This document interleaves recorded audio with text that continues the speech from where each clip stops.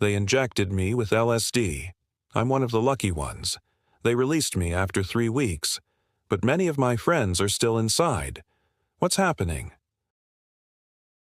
Why am I hearing voices? Who is that man over there? Why does he have 6 arms? The year is 1955. America is in the grip of the Cold War and fears that enemy infiltrators are already within its borders. At Fort Detrick, Maryland, scientists inject a soldier with LSD, then watch him closely for any behavioral changes. This is just one of thousands of experiments conducted over the next 2 decades as the U.S. Army explores powerful mind-altering drugs as weapons. Welcome to my channel, and today let's find out what really happened during Operation Delirium. This is the terrifying true story of America's secret LSD and mind control experiments on soldiers. From the 1950s through the 1970s, the U.S. Army carried out top-secret human experiments at the Edgewood Arsenal in Maryland. Thousands of unsuspecting soldiers were covertly given hallucinogenic and psychoactive drugs to see how they would react. Codenamed Operation Delirium, this sinister program remains one of the most disturbing examples of Cold War medical experimentation. But what exactly did they do? What terrifying side effects did they cause? And how were the soldiers involved? Let's break down the chilling details of Operation Delirium and the drugs tested. First off, what was the purpose of Operation Delirium? The U.S. Army's Chemical Corps set up this research program for 2 main reasons. 1. To develop non-lethal, incapacitating weapons using hallucinogenic and psychoactive drugs. The idea was that instead of killing enemy soldiers with bullets or explosives, American forces could incapacitate them temporarily by causing confusion, hallucinations, disorientation, or delirium. Troops affected by these drugs would be unable to fight back or follow commands, but not seriously harmed. This could theoretically be achieved by inducing states like hypnosis, sleep, paralysis, or catatonia. The second reason was to synthesize and test new nerve agents. These highly toxic chemicals like sarin and VX were primarily studied as chemical warfare agents.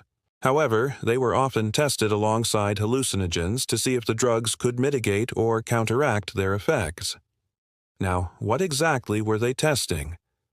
The main focus was on hallucinogens like LSD, BZ, mescaline, and others. Here's a breakdown of the key drugs and the desired results. 1. LSD, lysergic acid diethylamide.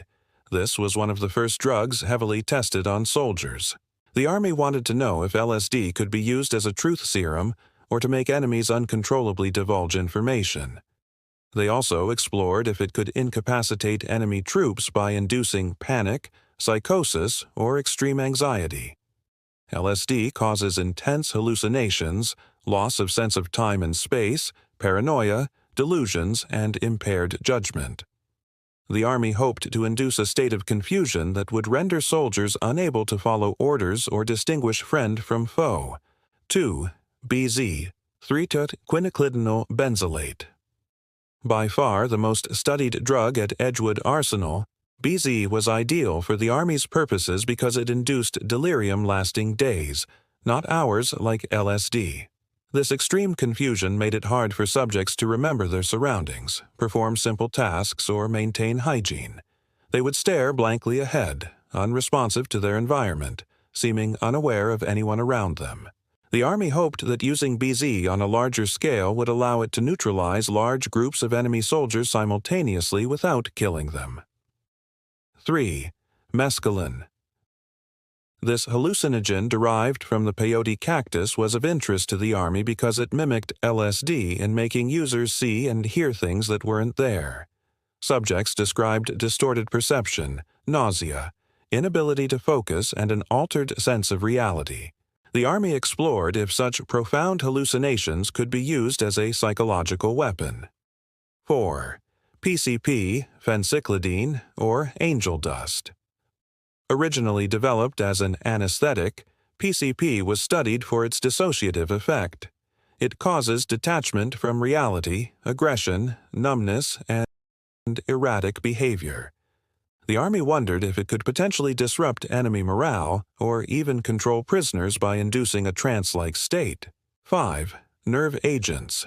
The Army extensively tested sarin and VX on soldiers along with the hallucinogens. While not hallucinogens themselves, these chemicals can cause paralysis, convulsions, and respiratory failure. The research aimed to determine if the drugs could protect against these nerve agents, but often resulted in terrifying side effects. How were the tests conducted?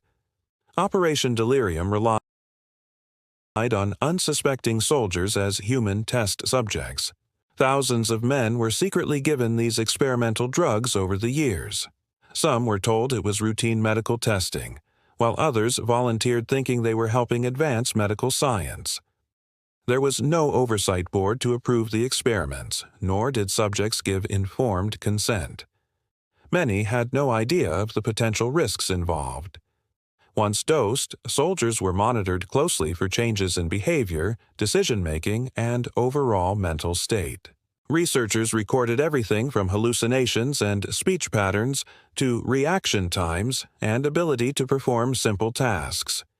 They also studied the long-term effects, conducting follow-up tests months or even years later to see if any lingering psychological trauma occurred. What were the results? As you might imagine, the results were often terrifying. The hallucinogens had profound effects on soldiers, inducing experiences that varied greatly depending on the individual. Some became extremely paranoid, believing they were being hunted or attacked. Others saw vivid but peaceful hallucinations, like beautiful landscapes or friendly creatures. Many became confused and disoriented, getting lost in their own minds and unable to interact with their surroundings.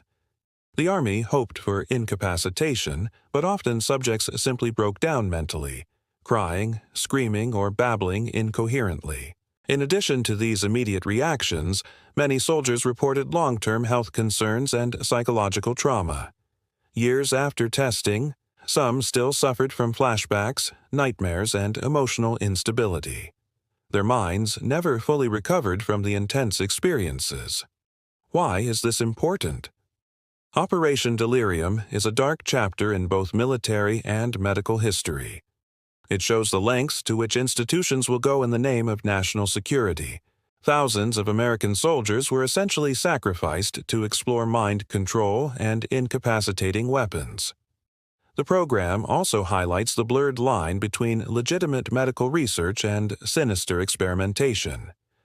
The hope of advancing knowledge should never come at the cost of human lives and well-being. Today, Operation Delirium serves as a cautionary tale, reminding us of the dangers of unchecked government power and the importance of ethical oversight in scientific research. What do you think? What's the most shocking part of this story to you? Let me know in the comments below. Also, don't forget to share this video with your friends and family so they can learn about this dark chapter in history. Thanks for watching. See you next time.